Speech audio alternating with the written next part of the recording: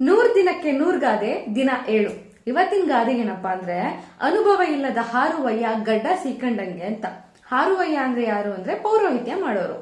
ಈ ಪೌರೋಹಿತ್ಯ ಮಾಡೋರ್ನ ನೋಡಿದಿರಲ್ವಾ, ಎಷ್ಟೇ ಯಾಗಗಳು ಎಷ್ಟೇ ಯಜ್ಞಗಳು ಹೋಮಗಳು ಮಾಡಿದ್ರು ಒಂಚೂರು ಕೈ ಬಾಯಿ ಸುಟ್ಕೊಂಡಿರಲ್ಲ, ಒಂಚೂರು ಮುಖ ಕೈ ಕಾಲಿಗೆ ಮಸಿ ಆಗಿರಲ್ಲ.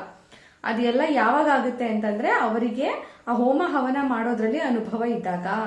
ಹೊಸದಾಗಿ ಪೌರೋಹಿತ್ಯ ಮಾಡಕ್ಕೆ ಒಬ್ಬ ಹಾರುವಯ್ಯ ಬಂದಂತೆ ಅವನಿಗೆ ಎಷ್ಟು ಡಿಸ್ಟೆನ್ಸ್ ಅಲ್ಲಿ ಕುತ್ಕೊಳ್ಬೇಕು ಬೆಂಕಿಯಿಂದ ಅಗ್ನಿಕುಂಡದಿಂದ ಆಚೆಗೆ ಅಂತ ಗೊತ್ತಿರಲ್ಲ. ಪಾಪ ಫಸ್ಟ್ ಟೈಮ್ ಕೆಲಸ ಮಾಡ್ತಾ ಇದ್ದಾನೆ. ಅವನೇನ್ ಮಾಡ್ದ, ತುಪ್ಪ ಸುರಿಯೋಕೆ ಕುಂಡದ ಮುಂದೆ ಬಗ್ದಾಗ ಅವ್ನ್ ಗಡ್ಡ ಸೀದೋಯ್ತಂತೆ. ಹಂಗೆ ಈ ಗಾದೆಯ ನಿಜವಾದ ಅರ್ಥ ಏನಪ್ಪಾ ಅಂದ್ರೆ, ಎಲ್ರೂ ಅಷ್ಟೇ, ಯಾರು ಹುಡ್ತಾನೆ ಎಲ್ಲಾದ್ರಲ್ಲೂ ಪರಿಣಿತಿ ಹೊಂದು ಬಂದಿರೋದಿಲ್ಲ. ಯಾವುದೇ ಕೆಲಸ ಕಲಿಬೇಕಾದ್ರೂ ಕೈ ಸುಟ್ಕೊಂತೀವಿ, ಬಾಯಿ ಸುಟ್ಕೊಂತೀವಿ.